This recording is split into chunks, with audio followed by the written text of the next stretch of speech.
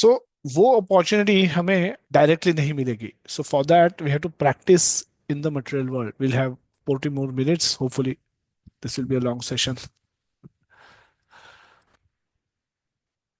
So, 16वें अध्याय, last Sunday we discussed about Devi and Asuri Bhava, Devi and Asuri nature.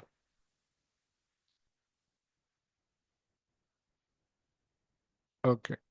Hopefully the problem is resolved. We'll may not have any other interruptions. So I'll just put a message in the group so that everyone can join back.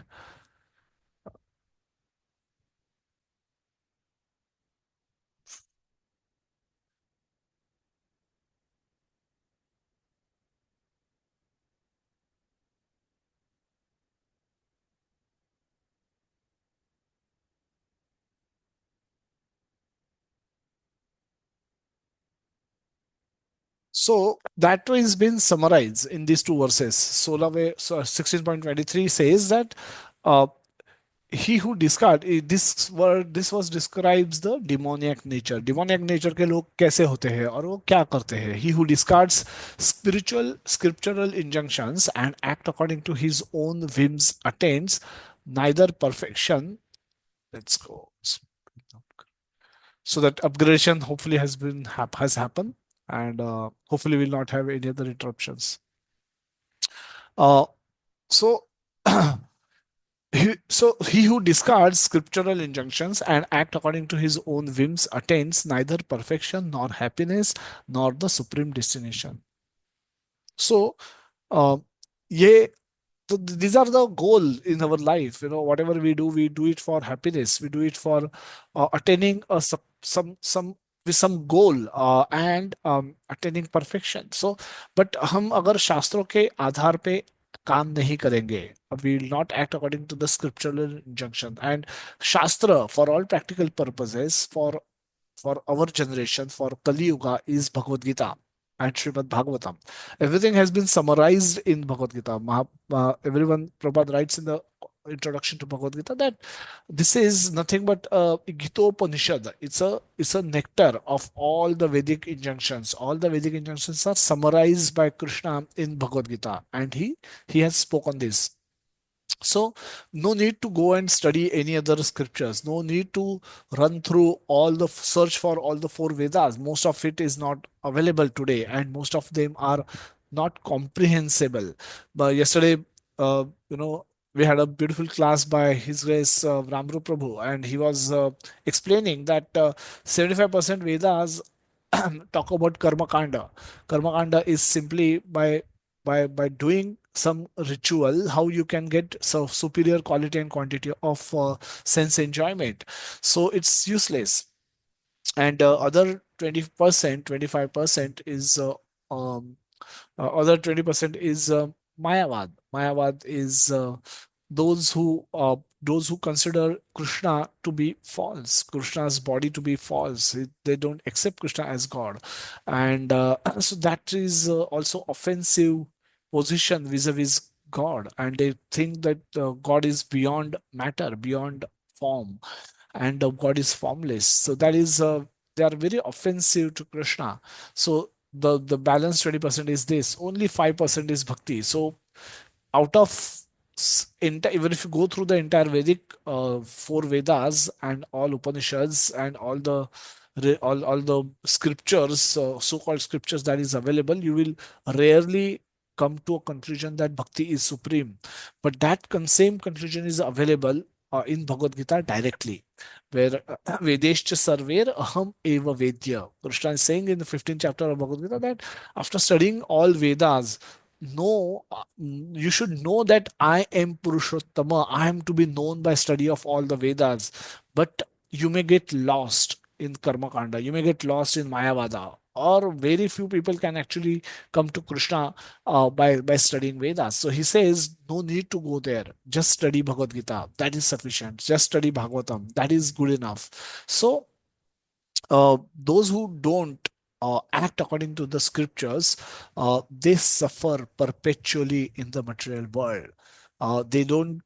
They are not able to break through the cycle of repeated birth. They don't become happy. Neither they, get perfection. Who?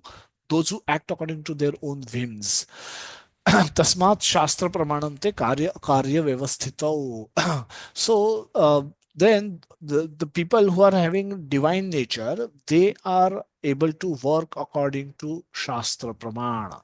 They, whatever is mentioned in the scriptures, they are able to act according to that, those instructions. They are at least trying to act according to those instructions. So this is better.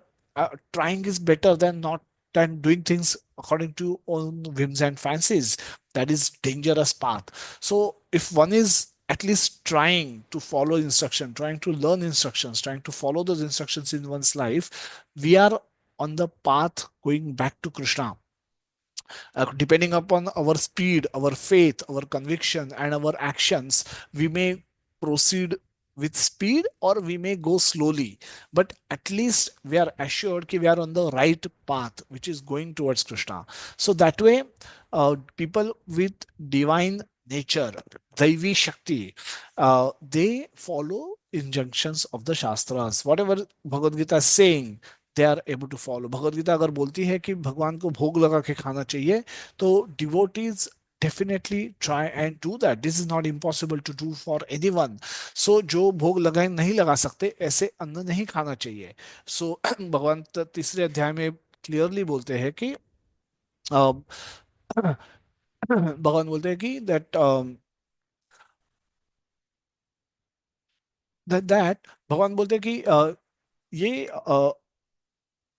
Anna, the living entities should subsist on grains which are produced by rains. which are produced by rain. So जीवों को वो खाना चाहिए जो बारिश से उगता है. And what grows by grain, rain is the vegetable, and that's why vegetarian food should be eaten. And yesterday we saw, today we'll see the food eaten by different people who are under the influence of different modes, and who eat vegetarian food, who eat non-veg food, and who eat rotten food. So that there is a very clear description, because of which, with which we are able to understand how we should act, how we should not act. Very clear instructions are given in Bhagavad Gita, and anybody who's trying to follow those instructions, anybody who's trying to make sense out of those instructions, learn those instructions, such person is considered to be of Devi nature. So the 17th chapter will come to this now. The title, as I say, Divisions of Faith. There are various about 28 verses. Condition faith types 1 to 7, condition faith symptoms 8 to 12, getting free from the defects in one's austerity, sacrifice, and charity. Austerities are three type of austerities, of kaya, vacha, mana. Of austerities of body, vacha is a speech, and austerity of mana, mind. And so the sacrifices and charity are is also spoken, and the food is also described. So a lot of interesting stuff coming up. So let's stay back, all 60 of you. Hopefully this will not end. The upgrade, as we saw, has already been happened. So hopefully we can have a seamless session now. So the first section, that conditioned faith. Now, as you can see in the picture on the left hand side, we see that those who have faith in the scriptures, Krishna says, are already of a divine nature, and those are accepting a spiritual master. There's a spiritual master who has realized this knowledge from his spiritual master, and that disciplic succession goes ultimately back to Krishna. So he is not manufacturing any knowledge for himself, by himself. He is teaching his disciple what he has learned from his guru, and his guru has learned from his guru, and his guru ultimately, they have learned from Krishna.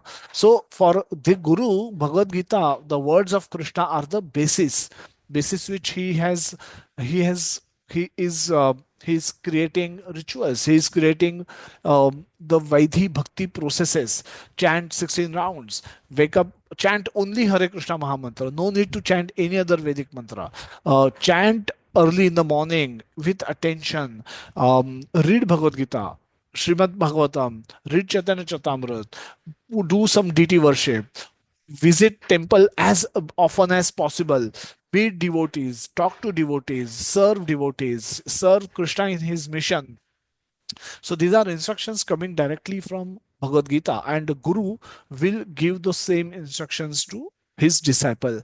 Guru will remove obstacles between Krishna and his disciples. Those obstacles could be temptations. These obstacles can be desires. I'm not able to give up my old habits. I may have different plans in the material world, anything, and Guru has to expertly guide disciple towards Krishna. Guru is not interested in making his disciple to start worshipping Guru. From a disciple's point of view, because Guru is showing Krishna, Guru is ultimately taking him towards Krishna. Guru should be treated as good as Krishna. As good as, because Guru is actually a representation of Krishna for him in this material world. So, from disciple's point of view, he should worship Guru just like he would have worshipped Krishna. But from a Guru's point of view, he has to direct disciple towards Krishna. And so, this is a study of Vedas, or perform austerities, sense control, mind control, spiritual knowledge, and acceptance of everything starts from the acceptance of spiritual master.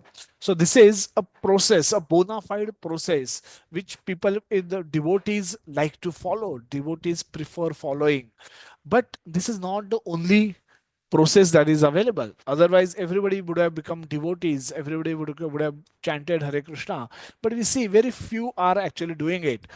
So, what other people are doing? Arjuna is going to ask the same question, that what other people are doing, is that all completely wrong? Is that all? What's the fate of those people? So, here we see on the right hand side, the people who have no faith in the scriptures are considered demoniac, and the two type of people are captured here: the gross materialist, atheist, or mayavadis. Now they both, they have no, atheists have no concept of God. So atheists, becoming atheist is also very difficult task. To become atheist also, you have to keep faith. They have no faith on God, they have no faith on scriptures, but they have faith that there is no God. Now this itself requires far greater faith than believing that there is God. So atheist people, or the people who are mayavadis, they they have so they don't accept Krishna as God. They don't accept any form of God as God, because they say the real form of God is God being formless. And Krishna, in the ninth chapter of Bhagavad Gita, Krishna dealt with those people with very harsh words, and he says, "Moghasha Mogha Karmano." Basically, all the endeavors of these people will be wasted. They will mudha mam abhijananti. I'm not understood by the mudhas. Mudhas are the foolish people. So in various ways, Krishna speak with very harsh words about these people, demoniac people. And in between, we have some people who have faith, but not in the Supreme Lord, but on some in something else. And with that faith, they are doing multiple things. And this is where Arjuna is going to ask a question, that they have faith in wrong places. They don't have faith in Bhagavad Gita. They don't accept Krishna as Supreme Personality of Godhead, but they may accept some Mata as Supreme Personality of Godhead, some Baba as Supreme Personality of Godhead, some Durga Devi as Supreme Personality of Godhead, Lord Shiva as the Supreme Personality of Godhead, and they may be carrying out different rituals, different austerities. So let's see what Arjuna is asking.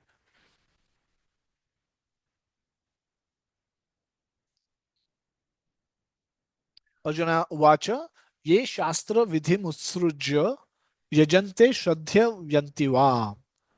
Shraddhayanti Va.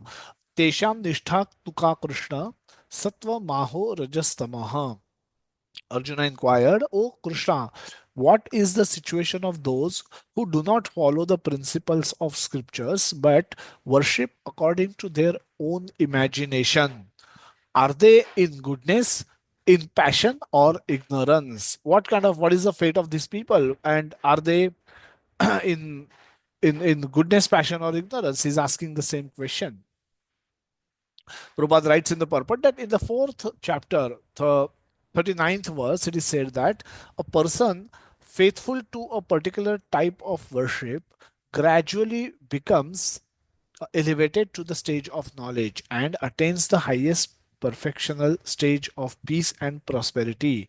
4.39 Krishna says that Shraddhavan labhate jnanam tat parah sanyat indriyaha jnanam lagdva param shanti shantim chirena adhigachati. Session, a faithful man who is dedicated to transcendental knowledge and who subdued his senses is eligible to achieve such knowledge, and having achieved it he quickly attains the supreme spiritual peace. So sense control is not recommended, it is mandatory to get some spiritual knowledge.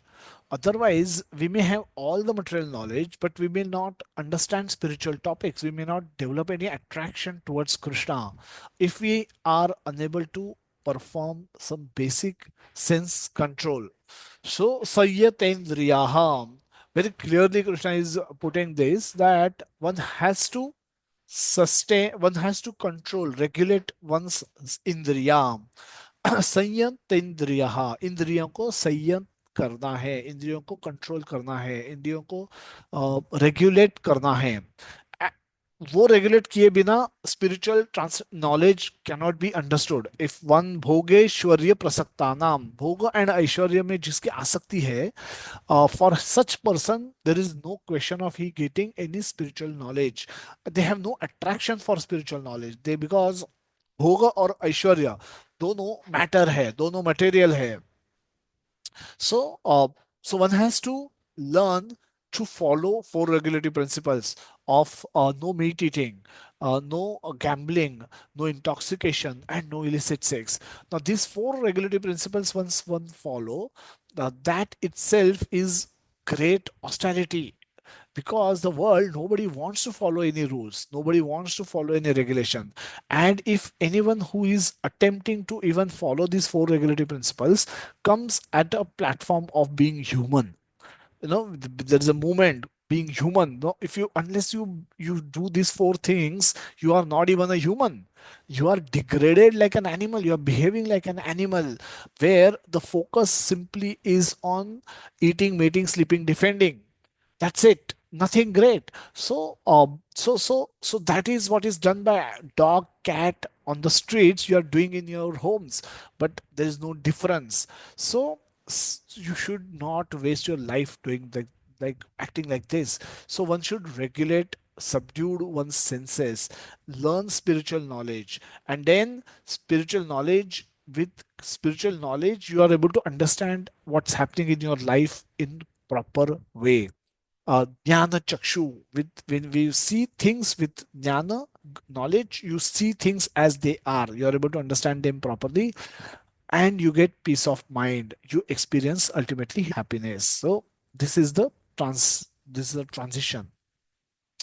We all need to go through this transition. The steps mentioned here are action by controlling sense faith, then acting by controlling the urges of the senses. There will be urges, but one has to control those urges, regulate those senses, get knowledge, parallelly learn Bhagavad Gita, learn Bhagavatam, get peace of mind, experience happiness. This is the steps that we need to follow. This is the steps to be followed on the path way back to Krishna. If you want to stay in the material world, you need not do any of those things. Don't regulate senses. Don't learn Bhagavad Gita.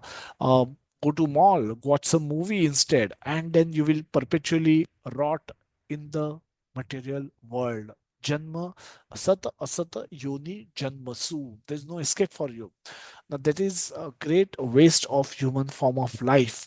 But one may not even understand that if one has no knowledge of scriptures. Scriptures makes the difference. In the 16th chapter, Prabhupada writes, it is concluded that one who does not follow the principles laid down in the scriptures is called an asura or demon, and one who follows the scripture is called a deva or a demigod. Now, if one with faith follows some rules which are not mentioned in the scriptural injunctions, what is his position? This doubt of Arjuna is to be cleared by Krishna. Are those who create some sort of god by selecting a human being and placing their faith in him, worshipping in goodness, passion, and ignorance, do such persons attain perfection stage of life. भगवान उवाच त्रिविधा भवति श्रद्धा देहिनां सा स्वभावजा सात्विकी राजसी चैव तामसी चेति नाम शृणु. Now here again Bhagavan is Krishna is asking that now here about this, about what the Supreme Personality of Godhead said, according to the modes of nature acquired by the embodied souls, one's faith can be of three kind: goodness, passion, and in ignorance.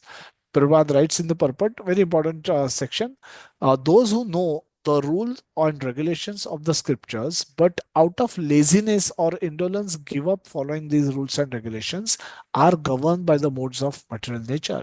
Anybody who chooses not to act not according to the instructions of Bhagavad Gita are acting under the influence of modes of material nature. Yajnathat karmano anyatra lokoyam karma bandhana. If you are not working for the satisfaction of Krishna, then lokoyam karma bandhana. Whatever then you are doing otherwise will give you bondage, will become reason for having bondage in the material world. And accordingly, according to the and as if you have bondage, which means it will produce fruits, you will have to repeatedly come back in the material world to enjoy or suffer for those fruits. And you have to accept different parents, different enter into different wombs and take different birth in higher and lower species of life according to their previous activities in the mode of goodness, passion, and ignorance. They acquire nature which is of specific quality. The association of the living entity with the different modes of nature has been going on perpetually. Since the living entity is in contact with the material nature, he acquires different type of mentality according to his association with the material modes. Since the living entity is in the contact with the material nature, he acquires different type of mentality. Mentality is where the modes of material nature comes in. They are demonstrated through the mentality according to the association with the modes of nature. But this nature can be changed. Now this is very important because if we have certain nature, then do we not have free will to change anything in our life? We do. And this is where Prabhupada writes that this nature can be changed if one associate with bona fide spiritual master and abides by the rules or rules of the scriptures. Gradually one can change his position from ignorance to goodness or from passion to goodness. So one should at least try to come to the mode of goodness, come to the sattva guna. Now, the conclusion is that blind faith in a particular mode of nature cannot help a person become elevated or perfectional stage. One has to consider things carefully with intelligence in association of bona fide spiritual master. Thus, one can change his position to a higher mode of nature. In the modes of nature, we'll take a quick revision of that. In the 14th chapter, we've discussed Sattva Guna, Rajoguna, Tamo Guna. What is Sattva Guna was explained in 14.6. 14.7 talk about Rajoguna. 8 talk about Tamo Guna. Sattva Guna is goodness, purer than the other, eliminating free one from sinful reaction. Those who are in this condition become bound by the happiness and knowledge. Rajoguna bounding factor is fruitive action is the Rajoguna. Unlimited desires person characteristics of person in Rajoguna is the one who is born with unlimited desires and longings, and because of this, there is material, he is bound by material fruitive actions. And person in Tamoguna, darkness, is born of ignorance, delusion, and all embodied into living entities. The result of this mode is madness, indolence, laziness, sleep, and which binds the conditioned soul. This is summary. I will not go through this again, but being given for your quick revision. What is the motivation to act for the people in Shuddha Sattva, Sattva, Rajo, and Tamoguna? What are the characteristics of these people? What are the binding forces for these people? And what is the definition of success by these people? Swabhavaja. Krishna used one very important word in this verse. That's Swabhavaja, which is what we acquire from our previous life. Sanskara. Swabhava are sanskaras which we acquire from previous life. So a lot of what we are today, a lot of us who we are today is due to the sanskaras of the previous life. They further are influenced, these they change, they influenced by the association. We take food, we eat, clothes, wear, actions, clothes we wear, actions we indulge into, are all can influence the modes of material nature. As confirmed in 14.26 and 17.2, one can overcome the influence of mode. One who engages in full devotional service, unfailing in all circumstances, at once transcend the modes of material nature and thus comes to the level of Brahman.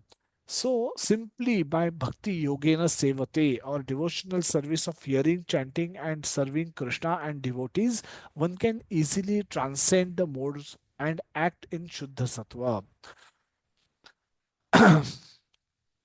The two big festivals we witness in the country are Ganeshotsav, which is celebrated in Maharashtra, and Durgotsav, which is celebrated in Bengal. They are celebrated all over India, but these are predominantly places where they are celebrated in big way. So we discussed some of the devotees who are today have we have discussed this in our previous classes as well when we studied verse by verse Bhagavad Gita. So those did not try, but those who are joining, seeing this slide for the first time, or learning Bhagavad Gita chapter 17 for the first time, they should give it a try. Uh, Please discuss how these two big festivals in India are celebrated. What happens before the festival, during the festival, after the festival. Ultimately, we need to answer these three questions. What spiritual benefit people get? These are the questions to be answered. What spiritual benefit people get? Do the deities get pleased with the service, whatever they are served? Um, are do Lord Ganesha and Mother Durga become happy after the celebration is over, 9 days or 10 days? And do those who celebrate um, come closer to their respective deities? Their attraction for their gods and goddesses increases as a matter of this celebration. uh, Quickly take 5 minutes, not a long time. But Kanchan Mataji, we can start with you.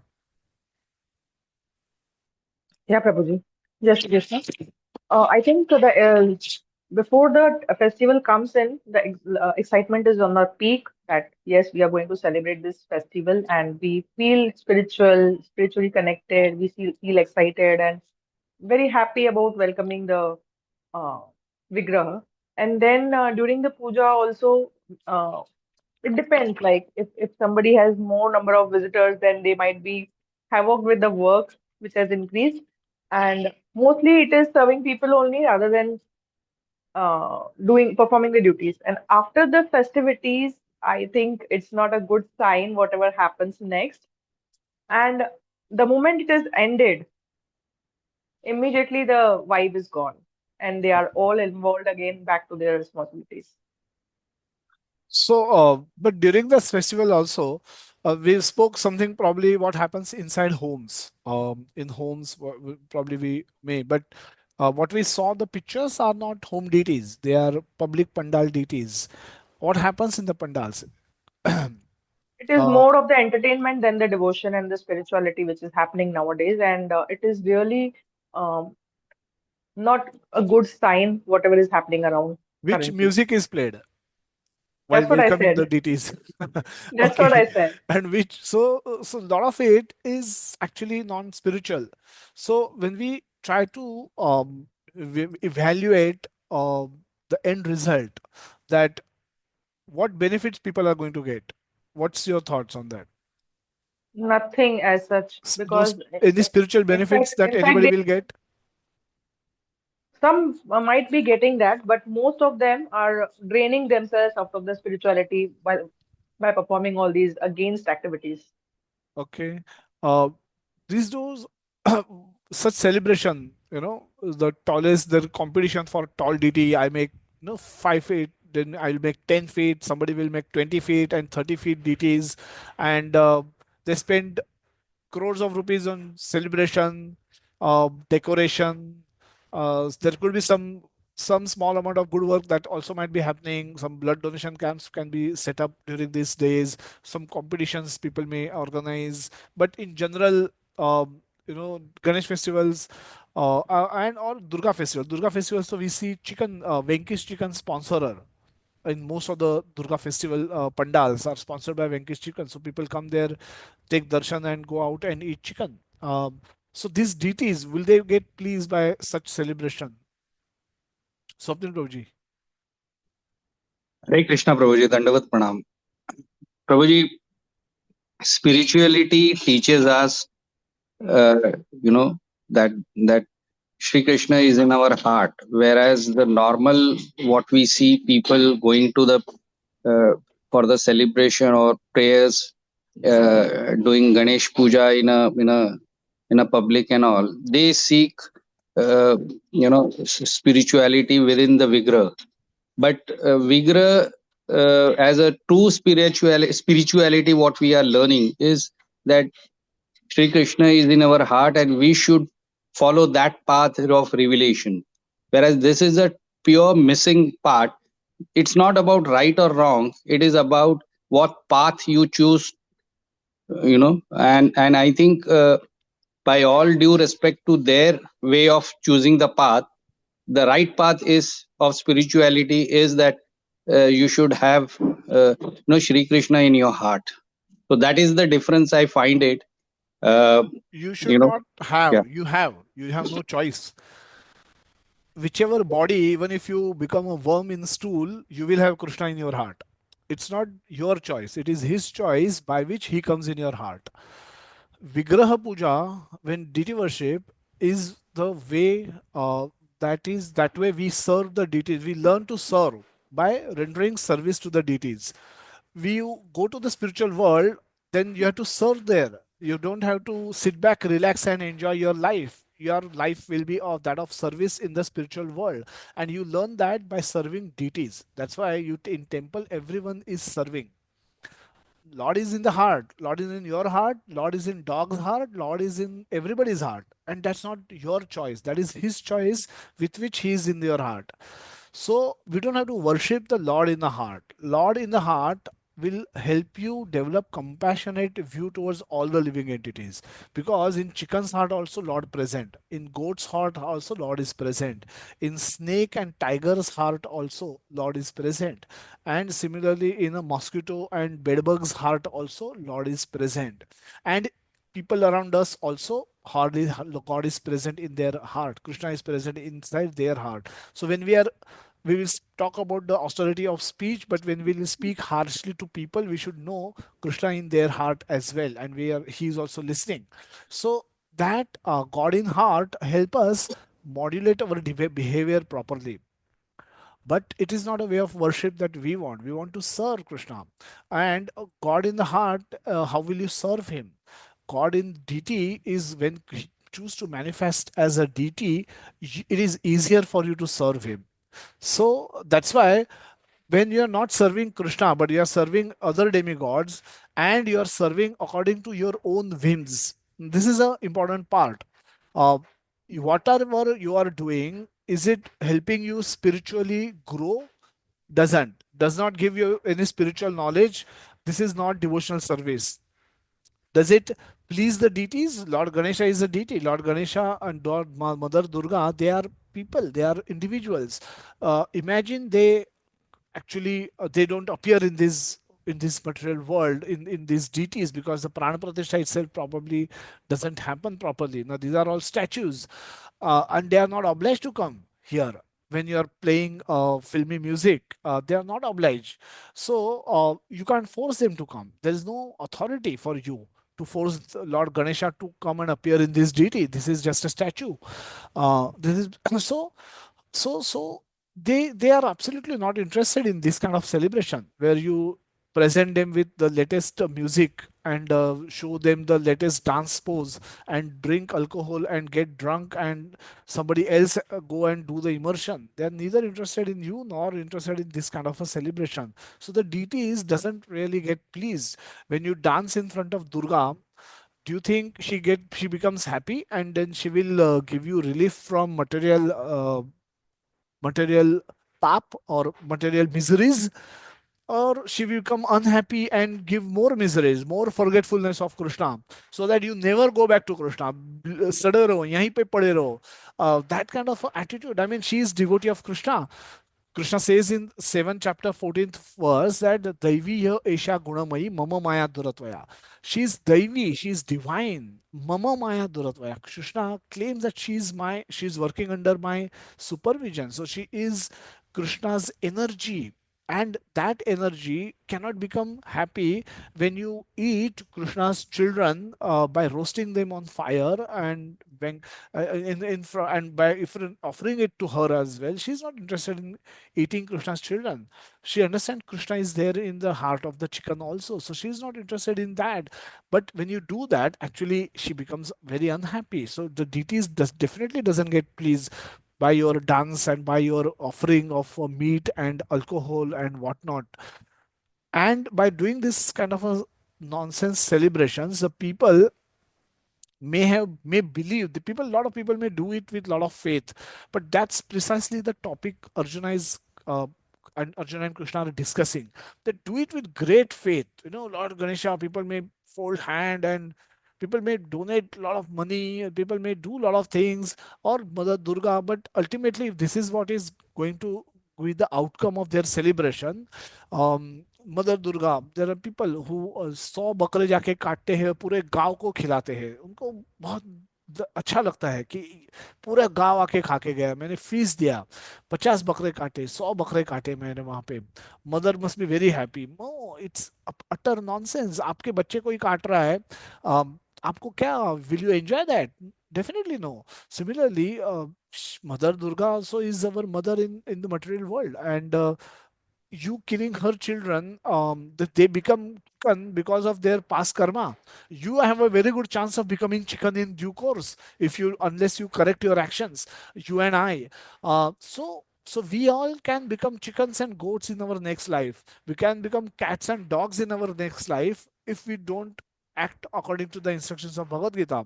So such celebration does not please the deities, does not give any spiritual benefit to the people, even if it is done with a lot of faith, and does not bring these people close to their respective deities. So all in all, it's a lot of waste of time, money, and energy.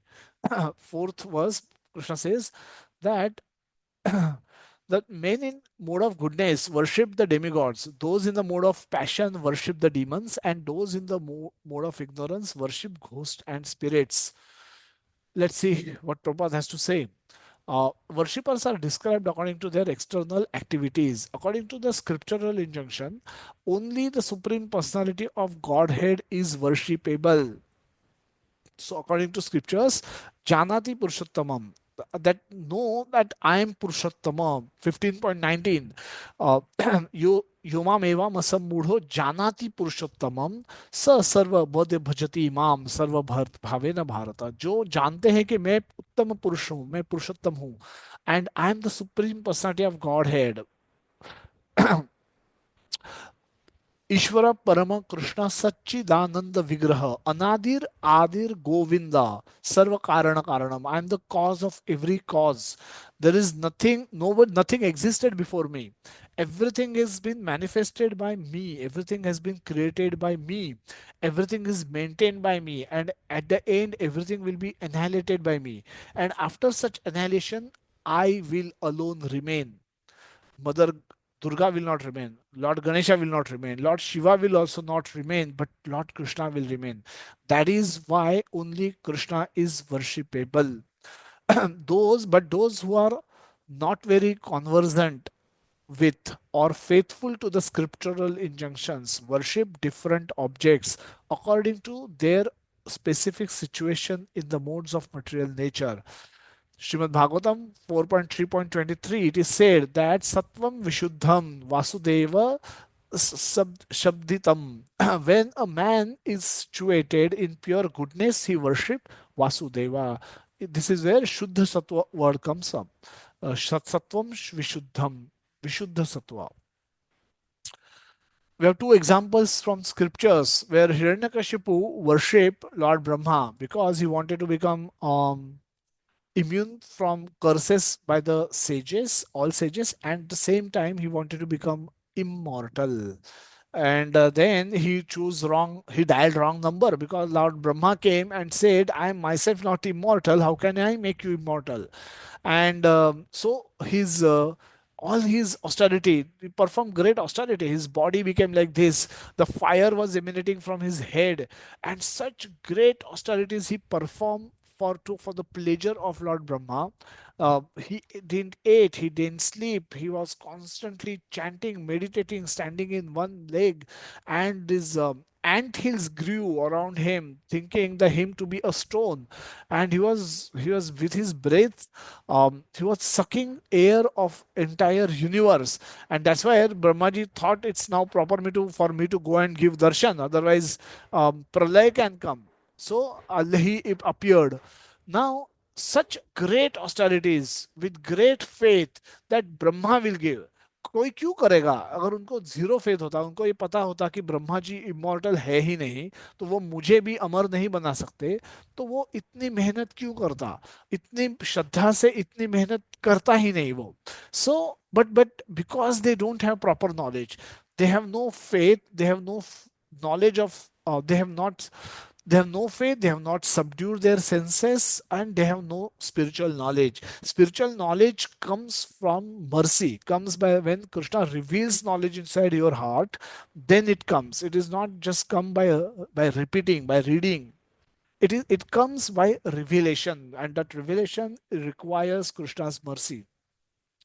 So Hiranyakashipu had no spiritual knowledge. Therefore, he dialed wrong number and worked extremely hard for the pleasure of Brahmaji, who came and then said, "Oh, oh, sorry, you dialed a wrong number. I can't, I'm not mortal myself. I can't make you immortal as well."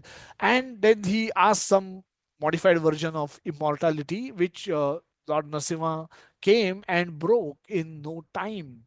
In no time, he was killed. So, uh, uh, it is said that Narasimha prayer, we sing that um, Keshava धृता नरहरि रूपा जय जगदीश हरे, that तनुभृंगा. तनुभृंगा मतलब एक एक छोटी सी stick को जैसे ब्रेक करते हैं आसानी से, उसी उसी इतने आसानी से नरसिंह भगवान ने ये हिरण्यकशिपु को मार डाला. कोई मेहनत नहीं करनी पड़ी. Such is the power. And what is the use of all these austerities that he performed becomes null and void, becomes zero. Another wonderful example comes in the scripture is that of Bhasmasur. Now Bhasmasur wanted to please Lord Shiva, and he was performing great austerities in Himalayas to for the pleasure of Lord Shiva, because he wanted Shiva to appear in front of him, and he wanted benedictions from Shiva. So they were not performing austerities, they were not doing this bhakti for the pleasure of Lord Shiva. They were doing for what they wanted from Lord Shiva. So then he started cutting flesh from his body and put it into the yajna. Ultimately, there come a time that no flesh was left on his body. So he said, "I'll cut my head and offer it to you in the yajna because you are not appearing in front of me." And then Lord Shiva appeared from the fire, and then he asked for the benediction that um, whoever's head I will touch, I want that person to get crushed into ashes. So भस्म हो जाना चाहिए उसका. Now that kind of benediction, what kind of benediction are you wanting? And then Lord Shiva was fail pain. क्या कर रहा है ये, मतलब दिस इज सच अ, इतनी मेहनत की, इतनी ऑस्टेरिटी की, उसका ये result, this is what you want, this is kind of what kind of a nature that you have. And Lord Shiva said tathastu ashutosh, ठीक है ले लो. And then he wanted immediately to test his benediction. तो बोलो Lord Shivaji यहाँ आइए, आपके sir के ऊपर मैं हाथ रख के देखता हूँ क्या आप भस्म होते हैं कि नहीं. Then Lord Shiva had to flee from that path. Then Lord Vishnu intervened, and then he made Bhasmasur keep hand on his own head, and he himself got destroyed in the process. But imagine the faith that they had. Imagine the kind of austerity, great austerity is that they perform, and what is the end result of it. Similarly, we see Russia. Russia, there's a statue of Lenin, who's considered to be like God in Russia, and people queue up from 4 a.m. in the morning in front of that statue in Moscow to go and offer flower to Lenin. Now, with great austerity, Russia is cold country. Russia has a lot of severe cold. People suffer, and still they queue up in front of Lenin's deity. Lenin is he supreme personality of Godhead? We don't know whose body he might be in right now. So, but people have so much faith in him, and they considered him to be actually God, and they. This is the kind of austerities they are performing. Rajnikant, is considered to be God in some parts of India, where they will put garland, they'll actually build temples for him for his pleasure. Now he is not God, and any austerity they will perform, you'll invest a lot of your time, a lot of your faith, time, money, energy, everything is invested in performing these austerities. What is the use of it? It's zero. It is completely useless. Therefore we should be careful in doing what we are doing. अशास्त्र विहितम घोरम तपन्त्ये यो तपो जनाः दंभ अहंकार संयुक्तः कामराग बलान्विताः कर्षयन्तः शरीरस्थं भूतग्राम भूतग्रामम चेतसः मां चैवान्तः शरीरस्थं तान् विद्ध तान् विद्यासुर असुर निश्चयान. So, those who undergo severe austerities and penance, not recommended in the scriptures, performing them out of pride, egoism, who are impelled by lust and attachment, who are foolish and who for torture the material elements of the body, as well as the super soul dwelling within, are to be known as demons. There are persons who manufacture mode of austerity and penance which are not mentioned in the scriptural injunctions. For instance, fasting for some ulterior purpose, such as to promote a purely political end, is not mentioned in the scriptural directions. The scriptures recommend fasting for spiritual advancement, not for some political end or social purpose. Persons who take to such austerities are, according to Bhagavad Gita, certainly demoniac. Actually, they act out of pride, false ego, lust, and attachment for material enjoyment. One should always remember the ultimate end of the demoniac people as described in the previous chapter. The Lord forces them to take birth in the wombs of demoniac persons. Consequently, they will live by demoniac principles life after life without knowing their relationship with the Supreme Personality of Godhead, Krishna. If, however, such persons are fortunate enough to be guided by a spiritual master who can direct them to the path of Vedic wisdom, they can get out of this engagement and ultimately achieve the supreme goal. Come to the second section of this chapter, where Krishna is now going to talk about the food of different people in the different modes, what kind of food people eat.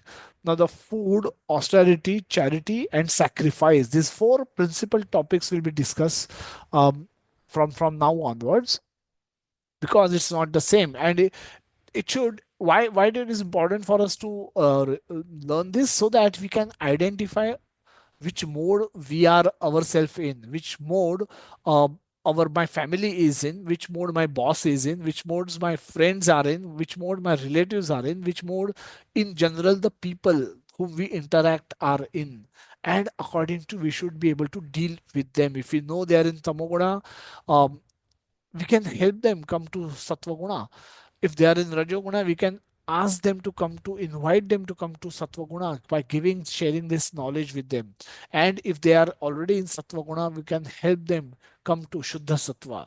Shuddha sattva is doing yajnarthat karmano nyatra lokoyam karma bandhanam, doing everything for the pleasure of Krishna is shuddha sattva. So food, we will eat food. There's no way we can stop eating food, no matter which mode we are in, no matter which body we are in. From ant body to elephant body to human body to asura body, everyone will eat food. So Krishna talks about food in the three modes of material nature. Even the food, the seventh verse, translation, that even the food each person prefer is of three kind according to the three modes of material nature.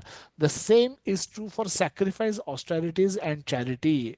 Now here the distinction between them. The food, the eighth verse translation, uh, the foods dear to those in the mode of goodness increase the duration of life. Goodness means sattva guna. Increase the duration of life, purify one's existence, and give strength, health, happiness, and satisfaction. Such foods are juicy, fatty, wholesome, and pleasing to the heart. Pleasing to the heart. We'll see the examples also. So, sattvic food prepared is pleasing to the heart. If your child is going for a field trip where they can be taken in a field where they will be asked to pluck tomatoes, mirchi, bangan, potatoes, and then cook a feast and eat, you will send it. But if the same child is sent to a field trip where they will be taken to a slaughterhouse where a child will get an opportunity to cut the neck of a chicken or a goat personally by their own hand, and then can be the same body can be removed, the flesh can be removed from that body, whatever weight that will come to, and the child will get an opportunity to participate in the cooking, and then will be served the feast after that. You will not want to send child to the second field trip. You will still want child to go to the first field trip where he will go to a field and pluck tomatoes and potatoes and bangans and participate in that feast rather than this kind of a feast.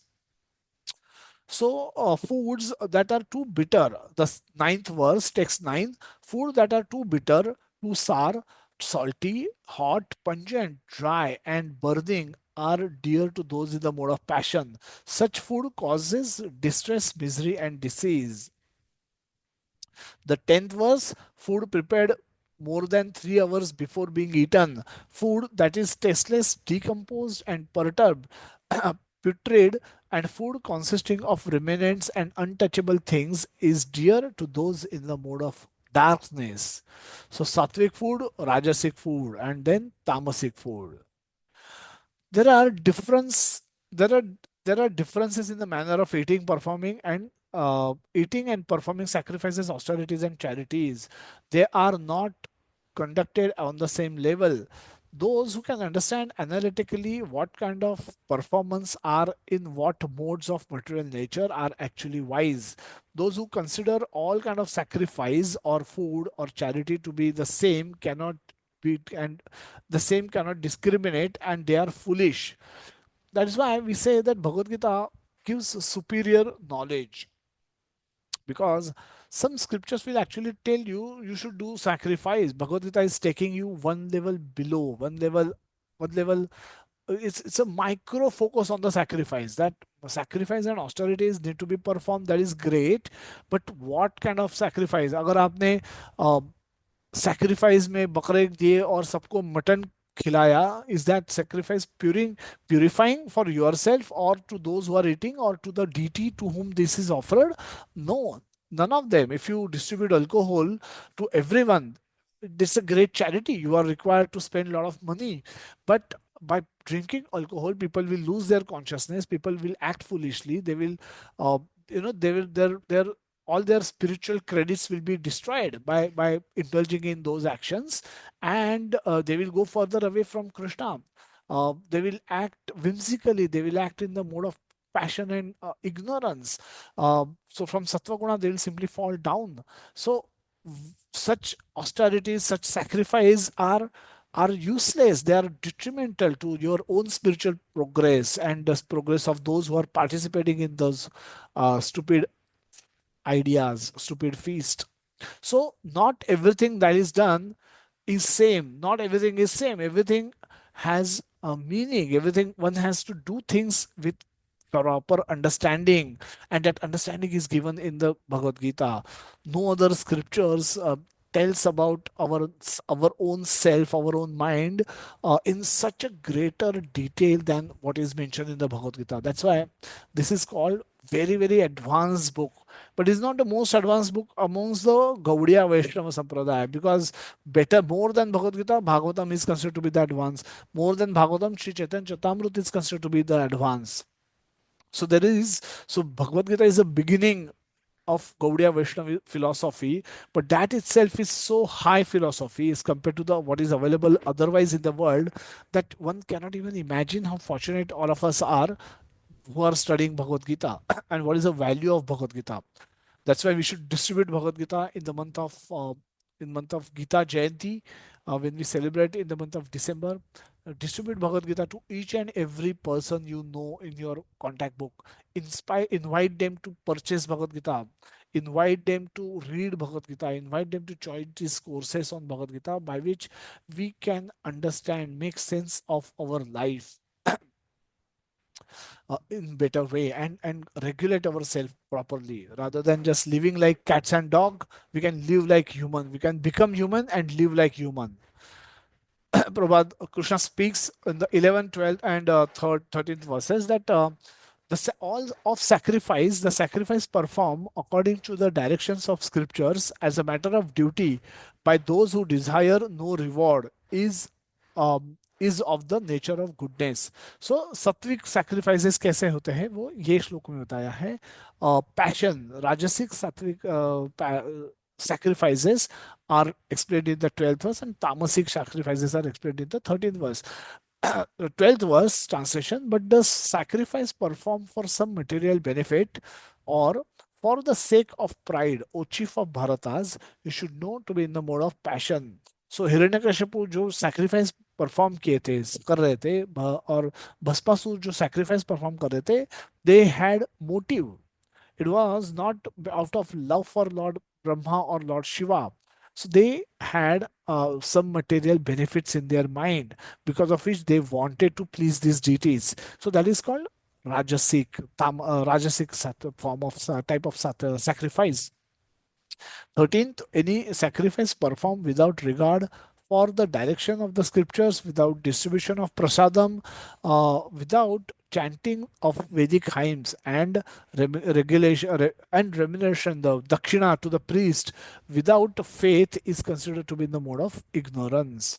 Prabhupada writes in the purport that the general tendency is to offer sacrifice with some purpose in mind, but here it is stated that sacrifice should be performed without any such desire. It should be done as a matter of duty.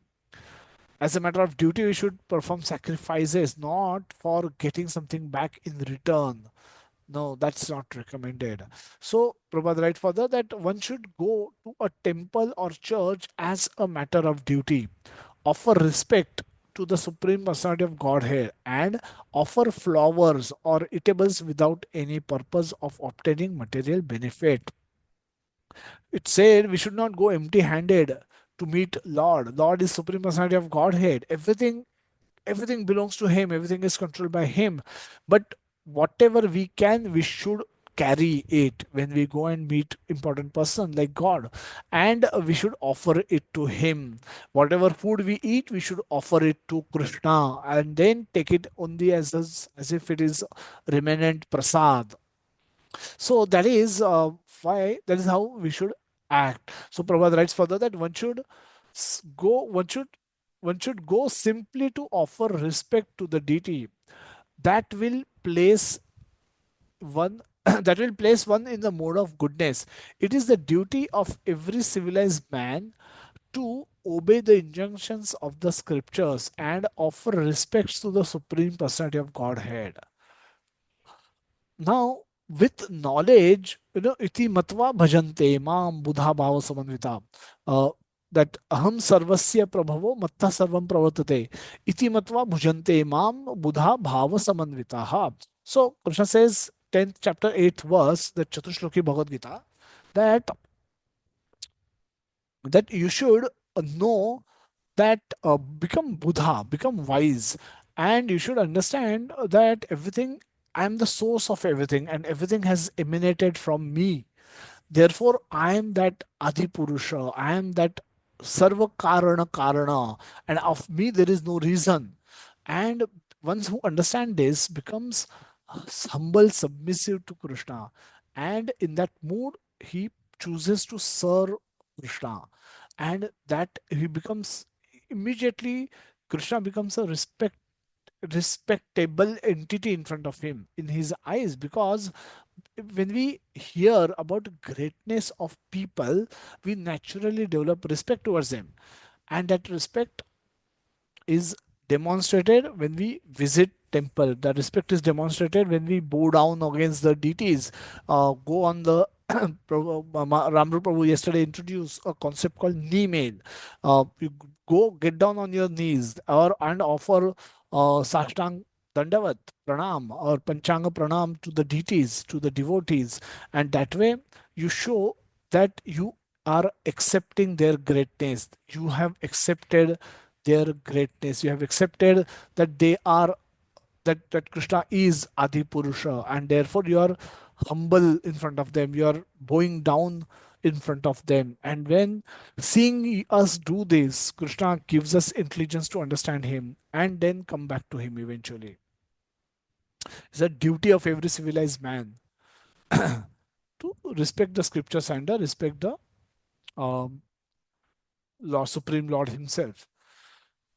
Purpose of our life is to enjoy or perform austerity. We are going to talk about austerities. And should bad thing happen to good people? The purpose of life. What should be the purpose of life? Should be to enjoy or to perform austerities? Any thoughts anyone might have?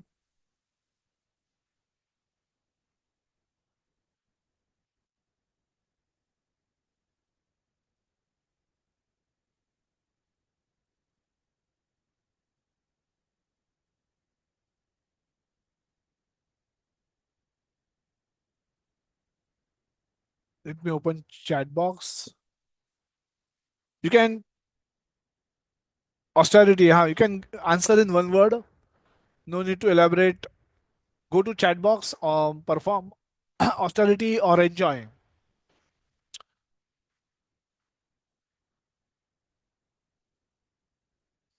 Achieve our goal. Our goal, what is our goal? If goal is to be happy, then we should enjoy. That should be our goal of life. If our goal is to achieve something else, then we can say that will enjoyment perform, will enjoyment take me to that goal. Or if goal is to be just happy, then yeah, then enjoy, try to enjoy as much as we can. That can be the way forward. Perform austerity to reach supreme and the moksha. Austerity. What is the answer to the second question? Should bad thing happen to good people?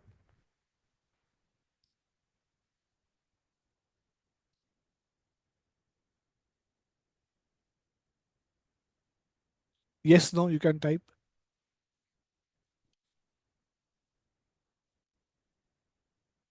Based on karma? No, it's previous karma. Yes, yes. Swati saying yes. Any other answers? Divya saying yes, it can because of our past karma. Yes,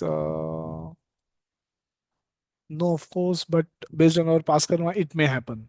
Okay, based on karma phala. So it's your good and bad. You're talking about one lifetime, and there could be deeper understanding. No, if you broaden the horizon, then suddenly you may get a different answer of yourself. Kanchan Mataji, you want to speak something? Yes, Prabhuji. I wanted to share that we say it is good or it is bad, but I think it depends upon our perception, because something which is happening in our favor, we term it as good, and something which is beyond our expectation or not as per our expectation, or what we thought of, that we term it as bad. So good and bad again have a different definition, and Relative. it differs from person to This is person. relative concepts. You're right. Absolutely. We'll talk And about that just in a moment. So let's go forward. We'll say that do people really have free will, or they are simply controlled by their feelings, desires, and impulses? Or basically, do we really have free will, or are we completely programmed, just act according to our feelings, जैसा मुझे लगता है वैसा मैं करता हूँ, जैसे impulse होता है, जैसे उसके बेसिस पे मैं एक्ट करता हूँ, जो डिजायर आ गया मैं कर लिया. I don't really have free will. I just, as if I'm somebody is forcing me to do this, even if I sometimes know that I should not be doing that. Or all their all their actions are just a result, as they say, what is the chemical reaction. A lot of people try to explain that we are nothing but a bunch of chemicals, and chemical reactions हो गया तो आपको happiness feel होता है, chemical reaction नहीं हुआ तो आपको दुखी हो जाते हैं, तो आपको chemical adjust करने से आप you can be perpetually happy or you can be perpetually sad. um, so this is once there's a one 1942 incidents. 4,000 Jews were deported from Polish town of Chelm to the Nazi extermination camp at Sobibor, where all of those were gassed to death. So, can we say Nazis were simply following their instincts and their own faith, and what they did was right for them, could be wrong for others?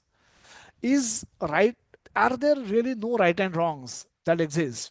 Whatever Nazis were doing, they were not regretful. They, you know, the thousands of Jews they kept catching, and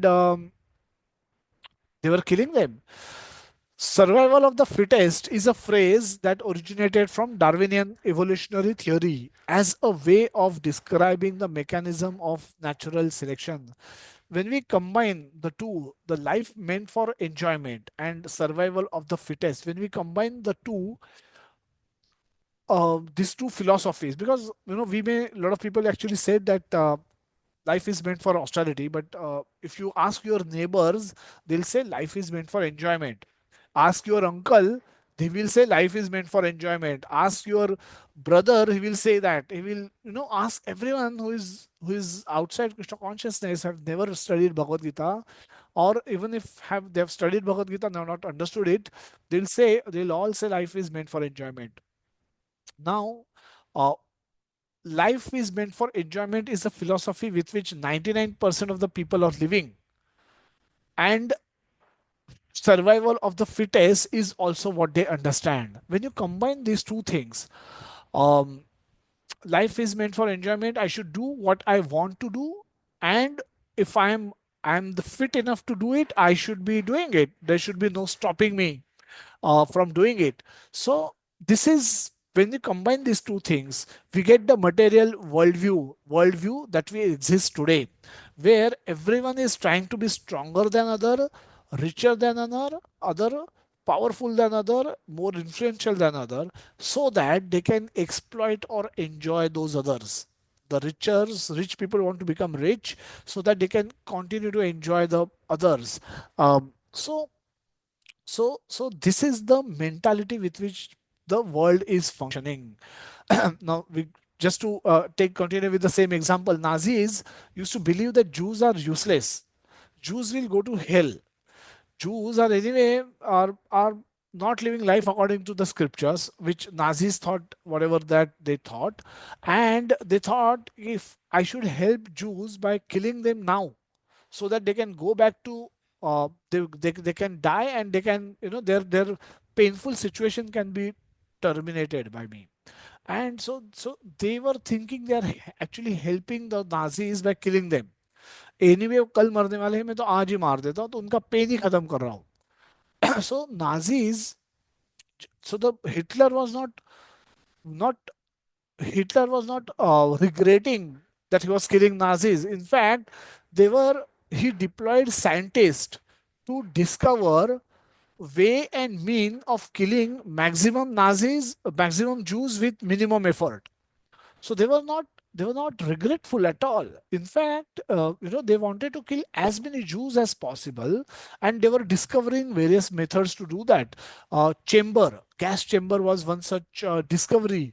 I'm sure that Hitler would have rewarded those scientists who discovered that put those people, Jews, into that gas chamber, leak some gas into it, and in no matter of time, in 5 minutes, 10 minutes, all of those people will die, and then you just dispose of the chamber and chamber itself, and matter completed. So you can you can kill thousands and thousands of people with like maximum result, minimum effort, maximum result, जो हम बोलते हैं ना, वो Germany को मिल गया through this, and they were very happy. So this is one way of saying that whatever he was doing, he thought it is right, and he's following his own knowledge, his own faith, his own instinct, and he's actually acting on those instinct. And Jews are not able to. Jews are weaker. Jews are weaker, so they are suffering in the process. Just like a tiger wants to, when become hungry, go and wants to eat a deer. A deer, as long as he can run away from the tiger, he can save himself. But the moment he get caught, because he's the weaker, tiger want to enjoy food, and he's the weaker. So like that, survival of the fittest and enjoying mentality together gives a very horrible world that we live in today. Rapist forcibly can enjoy a victim because he has a desire to enjoy, and he has a strength which allows him to enjoy. He will justify saying that he simply followed his instinct. That is what world wants to do. That is what world is teaching me, that enjoy and become fit, so that others will not trample on you. You become fit, so you become strong enough, and that is what rapists will do, as a matter of as while performing this horrible act. So where is right and where is wrong? So so we the soul.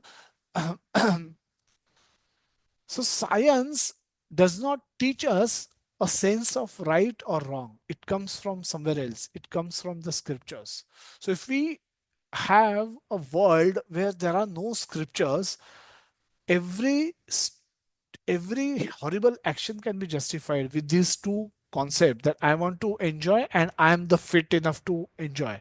I'm the enjoying mentality and the survival of the fittest together gives us a very horrible world where every wrong thing can be justified, saying that I'm following my heart, I'm following my desire, just do it, and that all sounds good when you apply it for your career, but it can be extended to anything. So what is right? The God has created this universe with so much perfectly designed system, processes for its functioning, so that we can try and enjoy in the world as per our desire. But will that same God not care to provide us knowledge using which we can make best use of these facilities he has? Those instructions manual are given in form of scriptures, which are revealed to the confidential devotees who learn it. They practice it personally practice it, and then they teach it to other people.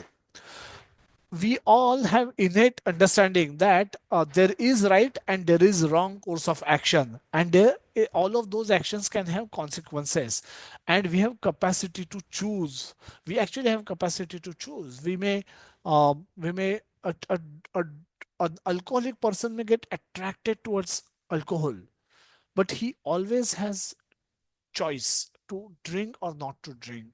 There will be an inner impulse that is forcing him to go towards alcohol, but he can still choose not to drink.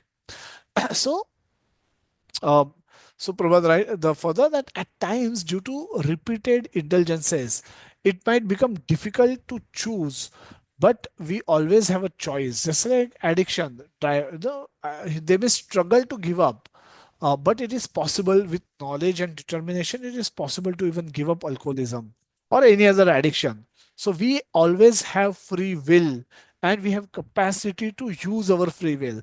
Had this not been there, then there is no meaning for scriptures, because the scriptures, whatever they may tell, but if I don't have no free will and I have no capacity to execute that free will, use that free will, then there is no meaning to have scriptures or any other instructions which may ask me to do things which are not according to my desire. Austerity simply means voluntary, willingly giving up our enjoyment, even though we may have desire and capacity to enjoy. So, austerity simply means voluntarily and willingly giving up enjoyments, even though we may have desire and capacity to enjoy. We do this for getting higher purpose. When we have higher purpose in mind, then we can do this. It means voluntarily and willingly accepting and following rules and regulations. The Brahmaji heard the word tapa as he was performing austerities, and Lord Krishna spoke this. So we'll not go through this. You can read this. Again, we may not hear the voice of the Lord, but we have instructions of Bhagavad Gita, so we should embark on the journey back to Krishna by following those instructions in Bhagavad Gita. धर्मेण हिना ही पशु भी समानम, the आहार निद्रा भय मैथुनम च, ये सब करते हैं, पशु भी करते हैं, पर धर्म इज धर्म is constituted by the scriptural instructions. those instructions के बिना पशु भी समान है. Even human can be like a human is like a pashu only. So 99% people that you know in your phone book, or in around you, are all pashu living life that is only meant for eating, meeting, sleeping, defending. 5.22, Krishna has already spoken on multiple occasions that how enjoying mentality is will lead to misery, because it has a beginning and it has end, and it those who are intelligent, wise people don't delight in this. Shaknoti haiva yah sodhum prak sharira vimokshinat काम क्रोध भवम वेग स युक्त स सुखी नर. सुखी नर कौन है? The before giving up this present body, if one is able to tolerate the urges of material senses and check the forces of desire and anger, he is well situated and can be happy in this world. Again Bhagavatam के दो श्लोक, कायन वाचा मनसेन्द्रिय वा बुद्ध्यात्मनान वास बुद्ध्यात्म मानान प्रकृति स्वभावात करोति यद यद सकलम परस्मै नारायणाति समर्पयते. That in accordance with the particular nature one has acquired in this condition life, whatever one does with body, words, mind, senses, intelligence, or purified consciousness, one should offer it to the Supreme Lord Narayana, thinking this is for the pleasure of Narayana. We'll move quickly. Performing austerities. This is again a big section. Sometimes something austerity means something we can do, we have capacity to do, voluntarily we are choosing not to do. A starving person due to poverty is not performing austerity.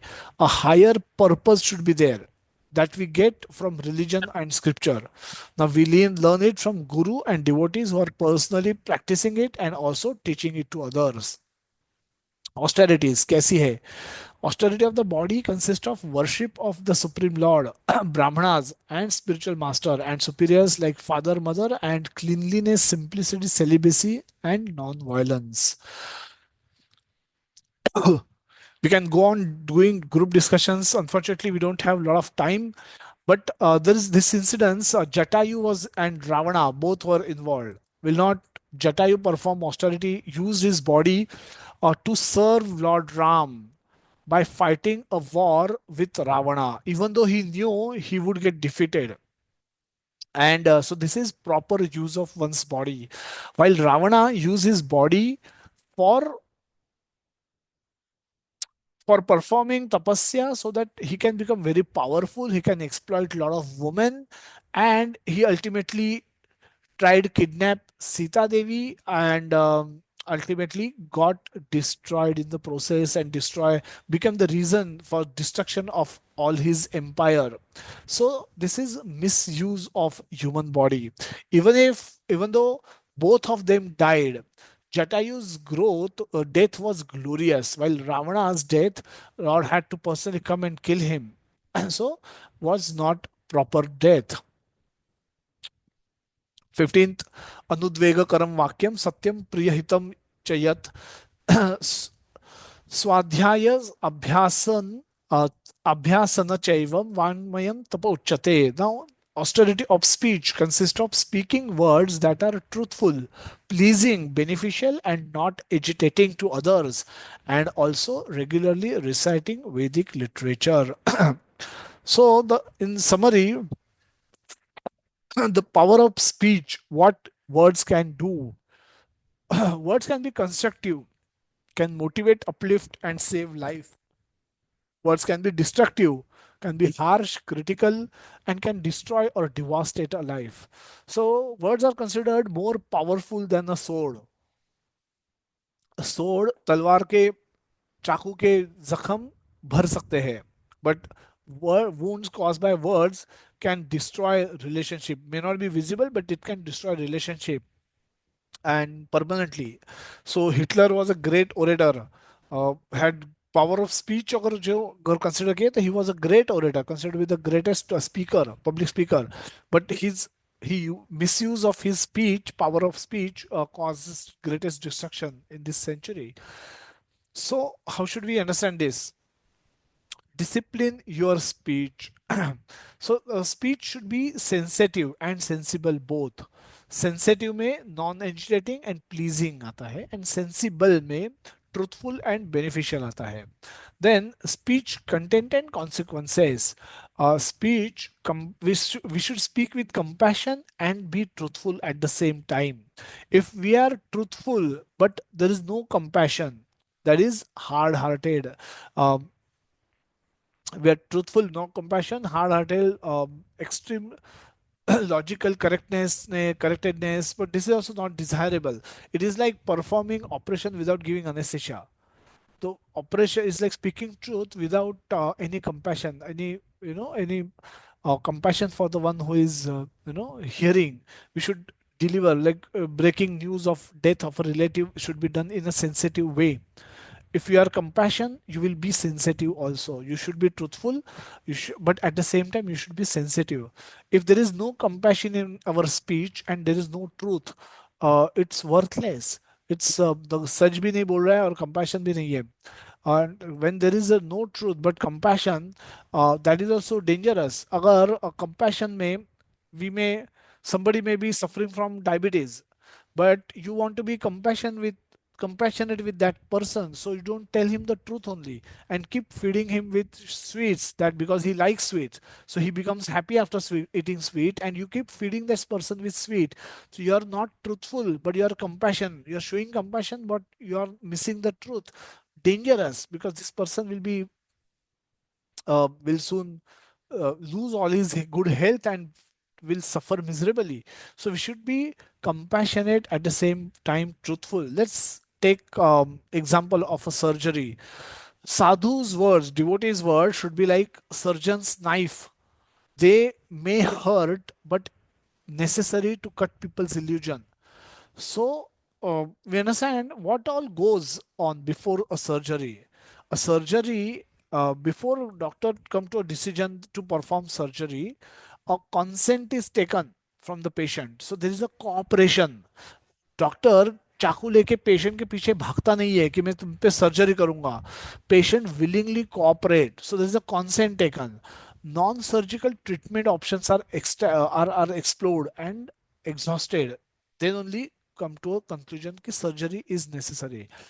Anesthesia is given to minimize pain, and pain medication is given post surgery. Post surgery recovery के लिए भी pain medication दी जाती है. Our speech should be like this. We should follow these rules while speaking in with our loved ones, with people. especially while speaking harsh words. Two incidences from Bhagavatam we will take. Uh, One is Daksha Prajapati and Lord Shiva. So Daksha Prajapati एक sacrifice organize किया था where he was the head of that sacrifice. वो अध्यक्ष थे, उनकी अध्यक्षता में थी. And दक्ष प्रजापति की लड़की is wife of Lord Shiva. So by relationship, Lord Shiva is his son-in-law. Brahmaji is his father. So when he entered the Sabha Mandap, the area of sacrifice, everyone got up except for these two persons, Lord Brahma and Lord Shiva. And Daksha Prajapati felt offended. हम often सुनते हैं कि lust अनेक type की होती है. Lust is not just attraction between male and female. There could be lust for honor, lust for gratitude, lust for respect. And the Daksha Prajapati felt insulted by Lord Shiva. By son, Lord Shiva is my son-in-law. और मेरे आने से सारी सभा खड़ी हो गई पर ये खड़ा नहीं हुआ. He did choose not to stand. Lord Brahma is my father anyway. I don't expect him to stand. But इतने छोटे से इंसिडेंट्स के बाद he spoke in very harsh language about Lord Shiva in the entire assembly. He insulted Lord Shiva. Like one of the, he has like eyes like a monkey, yet he has married my daughter, whose eyes are like those of a deer cub. Nevertheless, did not stand up to receive me, nor did he think it fit to welcome me with sweet words. Now, this is etiquette that elders, when they enter, one may one should one should welcome them and offer sweet words. And that was not done by Lord Shiva. Now Lord Shiva is Sarva, is also called Maheshwar. So he's Lord, he's the supreme Lord of this material world, and Lord Vishnu is the creator of the material world. But Lord Shiva is also considered is probably second, number two, number three in the order. So he did not have chosen, his position doesn't change just because he's the son-in-law of Daksha Prajapati. So he chose uh, not to stand, and this is what happened. He gave extremely harsh words about Lord Shiva, insulted Lord Shiva in entire assembly. Let's extend this session. I know we started late. There was disturbance. There was issues in people joining, dropping. All of those has been solved. So let's, I think, extend this a little bit. Analyze the speech and do what do you think? Take to the chat box to tell me whether this speech was destructive or constructive. Do you think the surgery he tried perform was successful or unsuccessful? And give reasons. We can do that later. But at least couple of questions. Let's try to answer. We have one more pastime after this of go to question. Go to the chat box. I'm looking at chat box. If anybody wants to speak, feel free to unmute and speak. But the questions we have are Jai Shri Krishna, Prabhuji. हाँ Mataji. The speech of Daksha was destructive, of course, because it destroyed everything which was happening around. It is not only his destruction, but the destruction of the complete community who supported him in this action. Second question. The surgery was obviously then unsuccessful. Of He course, tried yes. performing surgery through words. Any reasons? When you go back to this slide, It lacked, what it was lacked not done? compassion. It lacked compassion.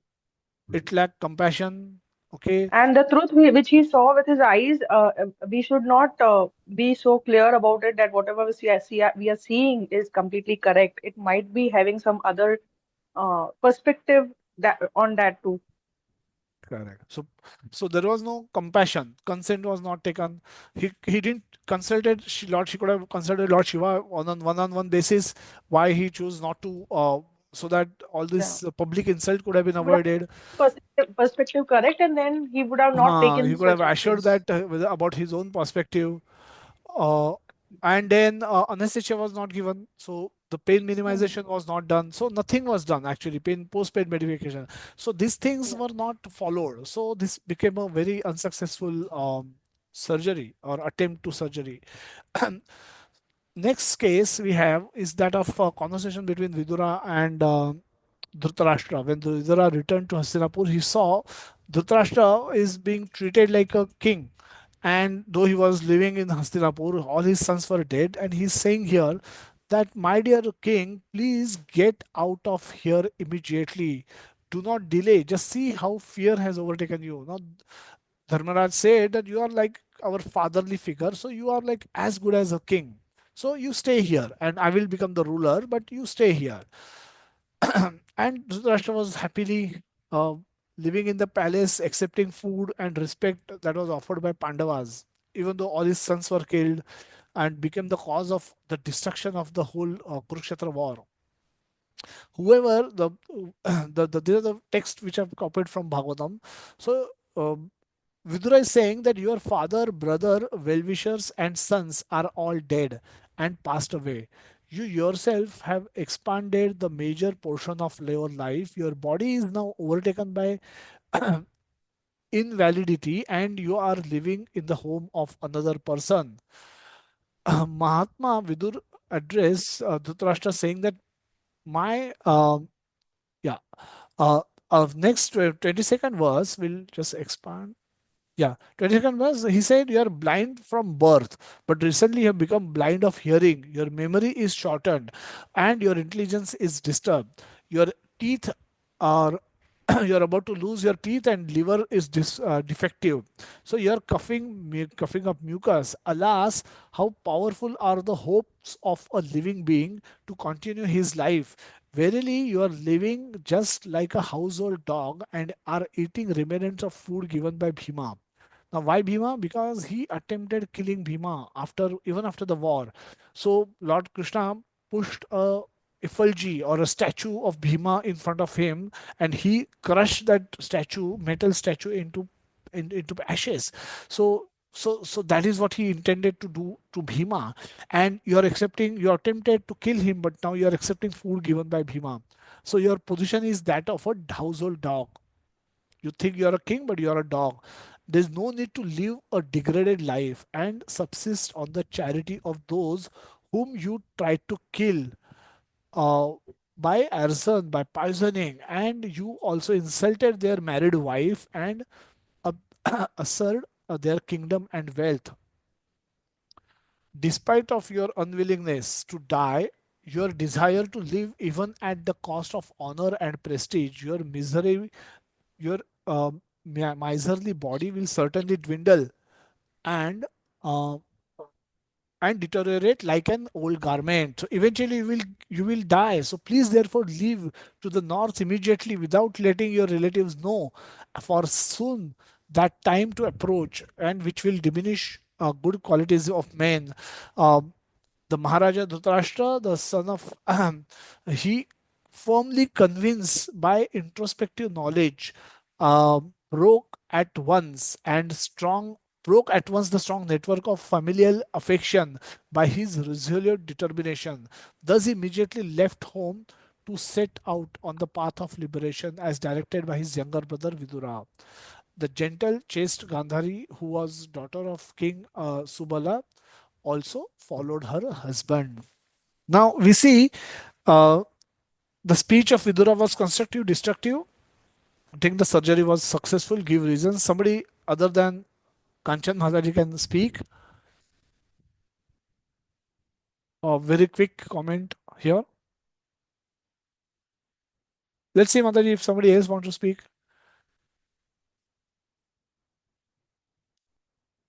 क्या ये speech से purpose achieve हुआ जो करना था विदुरा को? Vidura wanted him to leave. Yes, Kanchan Mataji, you can speak. If I think people are probably getting Yeah, it tired. was constructive. It was constructive because it was truth, whatever he shared, the true knowledge he shared with compassion and with his wholehearted support that if even if you are not able to do that, I will help you with the whatever necessities are there. So it was constructive. The surgery was successful, and it also led to the liberation of Dhritarashtra. The desired action. Vidura wanted Dhritarashtra to leave, not stay back in the. So He Dhritarashtra. wanted to. him for the liberation, to set his purpose of Yes, to help him, being to his elder brother correct. attain liberation Yes, also. So that way. yes. Baiju Prabhuji, quick comment. Ji, Hare Krishna, Prabhuji. Prabhuji, the speech was constructive because Vidura helped his brother, and also the surgery was successful, Prabhuji. Okay, thank you so much. So the Yeah, constructive and the way we have to understand this is it's basically have some little background also, because this is not the first time Vidura spoke in harsh language with Dhritarashtra. This is not the first time the Vidura has given good advice to Dhritarashtra. Earlier also, in every available opportunity, Vidura used to give this wisdom to Dhritarashtra. But that time, Dhritarashtra had all his 100 sons alive.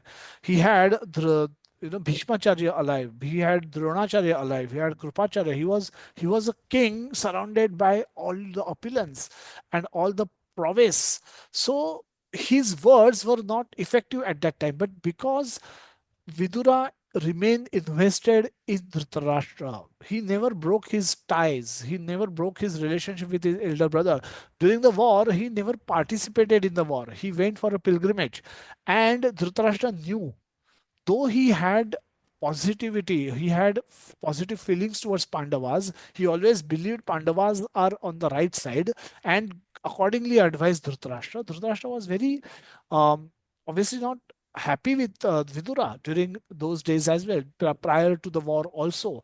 And he used to often blame him for being partial to Pandavas. And you are eating my food, I have given you food and you are unki tarafdari kar rahe ho. That kind of a word he used to speak very harshly. Duryodhana also spoke very harshly with Vidura on many occasions. So, but Vidura never. So he remained invested in that relationship. And when the time was appropriate, when he returned to Hastinapur and still saw Dhritarashtra living in the palace, and with there is no Duryodhana, there is no Bhishma is dead, Duryodhana is dead, Dronacharya is dead, all his 100 sons are dead, and still Dhritarashtra is trying to enjoy his body. Then when Vidura spoke the same words with harsh words, they became effective. They became effective because now Dhritarashtra was in a cooperative mood. Dhritarashtra, because of these positive actions from Vidura all throughout his life, not participating in war, Dhritarashtra was positive towards whatever advice was that Vidura was giving. So that's why the surgery became successful. Manah Prasada Saumyatva, and the satisfaction, simplicity, gravity, self control, and purification of one's existence are the austerities of mind. This is one important aspect. How do you can you find faults to make this person unhappy? Two, three faults. We're considered to be good at finding fault of other people. You all know him. His name is Amir Khan. कुछ भी fault निकालो so that he can become unhappy in whatever condition he is. It's always easy to find faults. Give two, Even three. with the perfect Mr. Perfect, it is easy. Yeah, give two, three faults of Amir Khan. His personal life is not that great. He's so Pathetic, arrogant, arrogant, pathetic, and short-heighted, does not look good. short. Yeah. Many faults. If he choose to be, if he if we want to find faults in his life, there could be many faults which we can find. ये नहीं है, वो नहीं है, acting भी ठीक से नहीं करता, आवाज बेकार है, हाइट छोटी है, बॉडी भी अच्छी नहीं है, and had a lousy lifestyle, many faults, and like that, we can, but if we choose to be happy, if he choose to believe in that, he will become unhappy. Whatever we will advise him, कि ये सब नहीं है तुम्हारे पास, he can become unhappy. But he can choose to be happy, despite of all those negativities that people may speak about him, and some of those can be very well true, and he will also not deny them. But despite of those negativities, he can still choose to be happy in every situation. उसके लिए एक दो reason दे दीजिएगा कोई भी. He has to be positively taking that feedbacks, taking that as a feedback instead of insult. And if he works out on that, he can become happy, and he will always he can always focus on whatever good is in his Correct. hands, So, and whatever for he can example, control, he he can is do. very short-heighted. है ना, उनका height नहीं है. There are many actors. Hrithik Roshan is maybe 5 feet 10 inch or 11 inch, or many good actors have very tall. उनका बहुत अच्छी body है, and all that. So he is very short-heighted. Can he crib about it? Yes, he can be unhappy if he crib about it. But can he be happy about it? Yes, despite of his short height, he is successful. He's been successful in his film career. He's probably more successful than many of those actors who are 6 feet tall. So in every situation, now bring ourselves in this picture.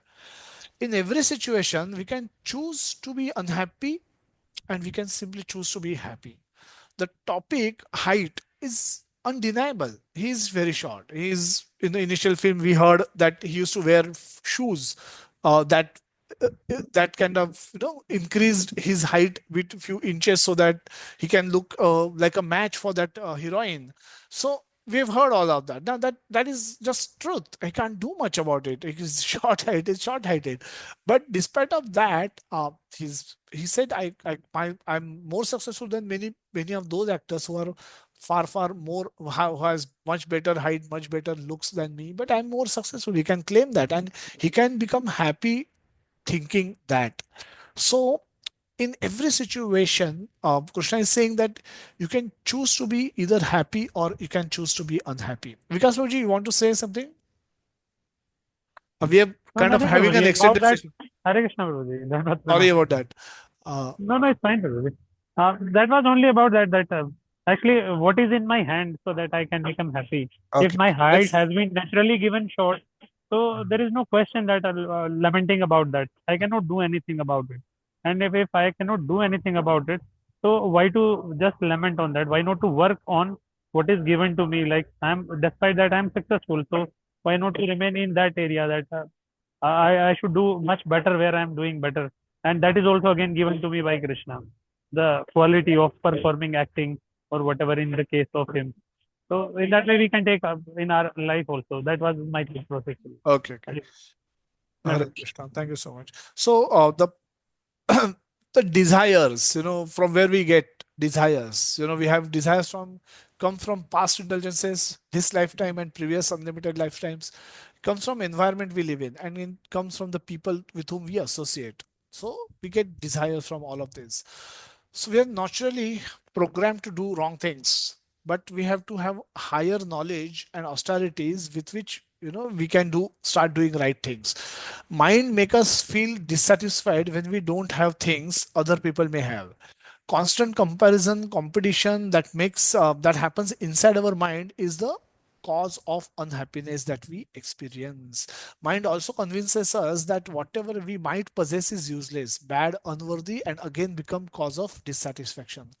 TV, movies, social media, our friends, relatives will teach us that by corrupting our mind. They teach us this by corrupting our mind and leading to dissatisfaction. So more you talk to your relatives, friends, more time you spend on social media, more you think that, oh, your life is very miserable, others life is very great, and that will lead to dissatisfaction, eventually disappointment, eventually depression, and worst case scenario can lead to very terrible incidences like suicide. It is important to it is not important how much we have in life. To be satisfied is not to be satisfied with what we have, is decision or a choice that we can make, and this choice is available with us in every situation. Therefore, right from early instructions in Bhagavad Gita, Krishna is constantly reminding Arjuna to regulate activities of senses and mind. And so uncontrolled senses can kidnap mind, and intelligence, even of a person who is with knowledge trying to realize, practice bhakti. So when there is an attempt to regulate activities of senses, functioning of our mind, there will be rebel from within, which we will have to tolerate. We must learn to tolerate. The 17, 18, and 19 verse in this chapter describe austerities in three modes. The Sattva Guna austerity performed with transcendental faith by men who not expecting material benefits, but engage only for the sake of supreme is called charity and goodness. Master, I'll just mute everyone. In the Rajoguna, the penance performed out of pride for the sake of gaining respect, honor. Worship is said to be in the mode of passion, neither stable, not permanent. And Tamoguna, the austerities perform foolishness, self torture, or destroy or injure others, said to be in the mode of ignorance. Charity in three modes. Sattva charity given out of duty without expecting anything in return for at proper time, place, and to a worthy person is considered to be the mode of goodness.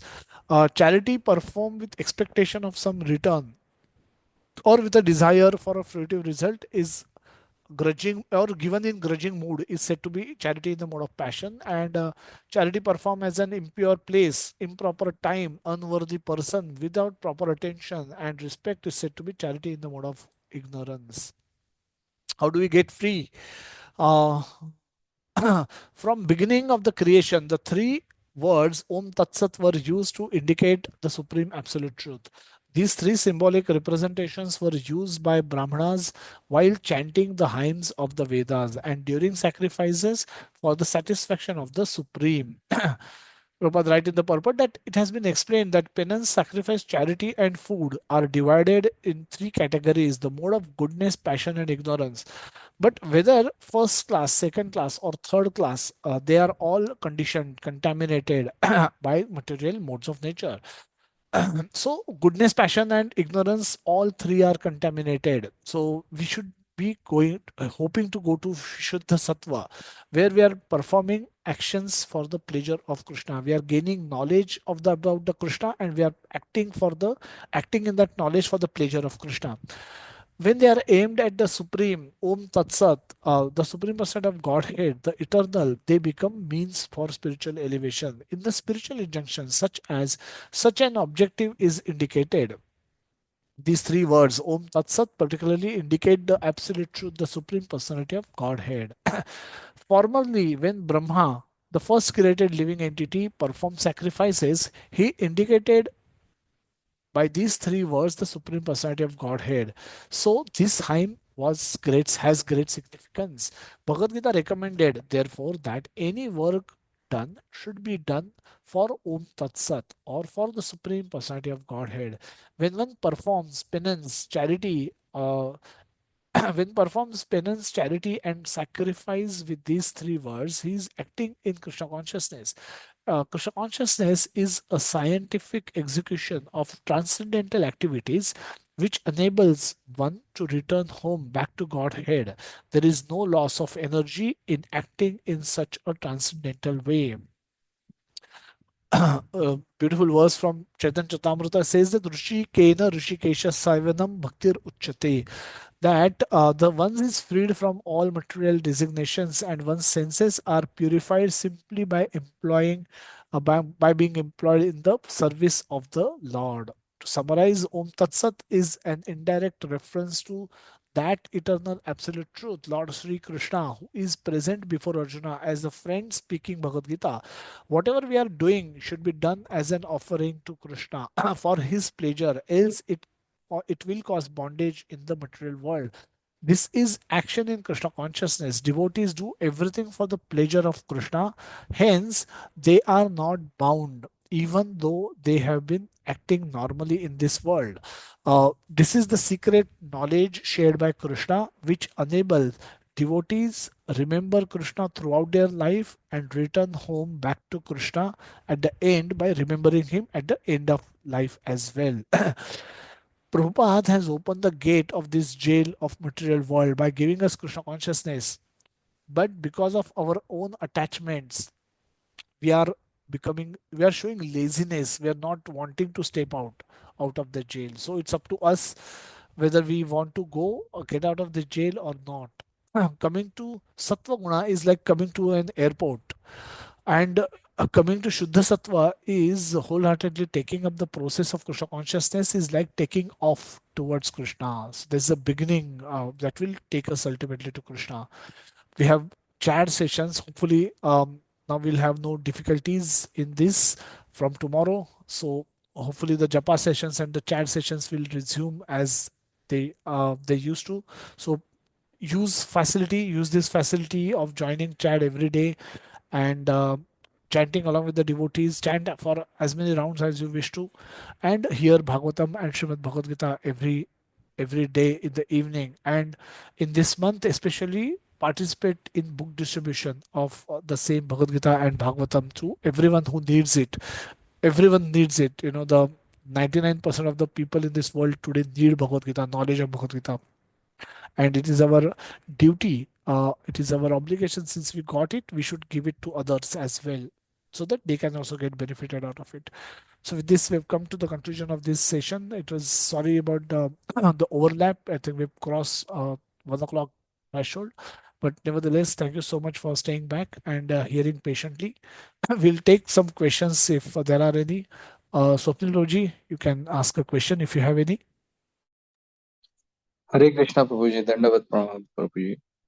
Prabhuji, my basic question was with respect to the modes what we talked about.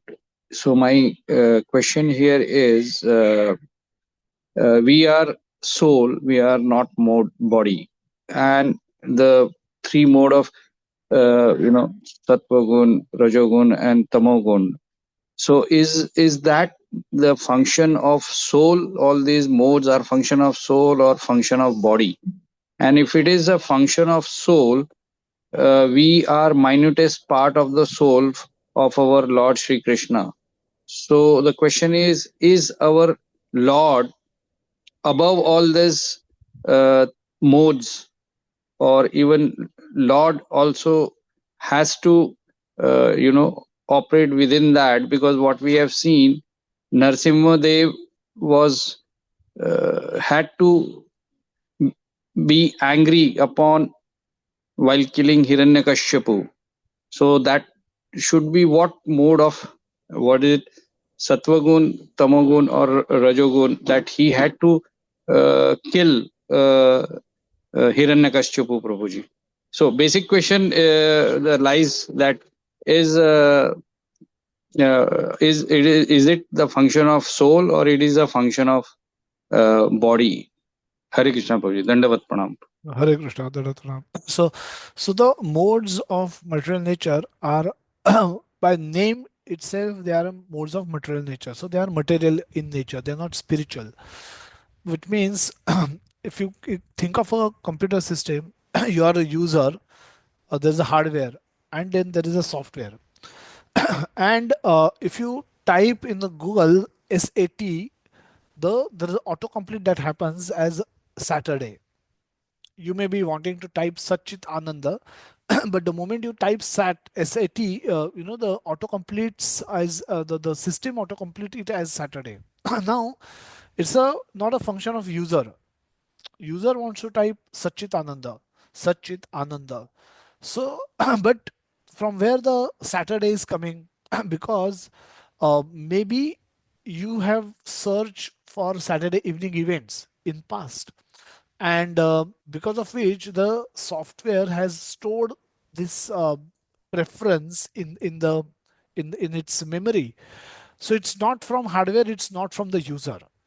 So between hardware and user there is a software, and it is not produced by the software also. Not that in every machine you will see SAT gets completed as Saturday, but because you have been choosing to search on Saturdays, what if, for example, what Saturday evening where I can go for watching movie, Saturday evening, which movies are displayed in theaters in Mumbai. So whatever I have typed on multiple occasions, then search is on Saturdays. My system, the software has stored that preference as my preferred option. So the moment I type SAT, the system, the software completes the same as Saturday, even if I don't want it.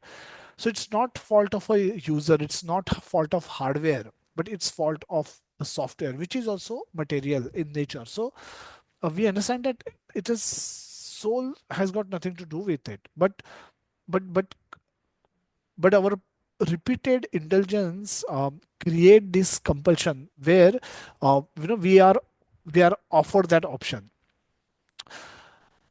Software may complete auto complete it SAT as Saturday, but we have ability to remove the other words and come up to SAT and then continue from there. Which means we can override whatever suggests this software may suggest something, but we are not forced to accept it. We are not forced to accept it. We can delete what we don't want and continue with search for Satchit Ananda Vigraha, and then Krishna's picture will pop up in the on the screen. So um, even though those compulsions comes, those impulse comes, they're not compulsions because you can override them because you are a user. Similarly, I'm a soul, I can override all of that, all the modes of material nature. Even though there is impulse that will come from within, okay, do this, do that. And if I keep doing it also, there will be a strong resistance that will be required to not do it. Alcohol, those people who are addicted to alcohol, they struggle extremely hard to give it up, but with knowledge and determination they can overcome alcohol. It's not that impossible at all. All Prabhupada Prabhupada disciples, many of them were not only just alcoholic, many of them were not only just smokers, but they were drug addicts. And they could, just by chanting, they could easily give up all of those things and become perfect Vaishnavas. So we should know that the user is a superior. Software may give suggestions which we can override, and hardware is anyway not, is dull matter. It's not critical in this particular context. So that way we can understand that soul is, it's a function of matter, but within matter also, it is function of subtle matter. And because it is subtle, we may think, we may confuse it to be matter of a soul, but no, it is a subtle matter of it is coming, originating from mind, and uh, they reside within mind, they function through mind, and they are formed because of our repeated indulgence in those. It's not that mind created them out of nowhere. Just like Saturday, in other systems, SAT may autocomplete with something else because that person would have done searches on that. So that is how we understand that. Is Krishna below or above? If you see the picture of Maya Devi, which we often paste in our slides, Krishna is above Maya. And even if Krishna may be seen as acting in anger, see, Krishna is not emotionless God. Being a person, he can become angry, and then he can, but he is, none of his actions produce fruits because they are not done under the modes of influence of material nature. He is gunatita. He's beyond the modes of material nature. And all of those rules are for those who are below the modes of material nature. The jiv are baddha or bound because they have a desire to act for their own enjoyment. But Krishna is Swarat, is completely free from this bondage because everything is actually meant for his enjoyment. He is the only person who is supposed to be the enjoyer. So when he acts for his enjoyment or for his pleasure, for his satisfaction, it does not cause bondage in the material world. Because everything is actually meant for his enjoyment only. That is the sole purpose of us. That is the sole purpose of this whole creation. And he is the enjoyer and we are being enjoyed. This is the deal. There's no other choice. And that's why when Krishna acts, it does not cause bondage for him. Okay. Hare Krishna Prabhuji, Dandavat Pranam Prabhuji. Thank you very much.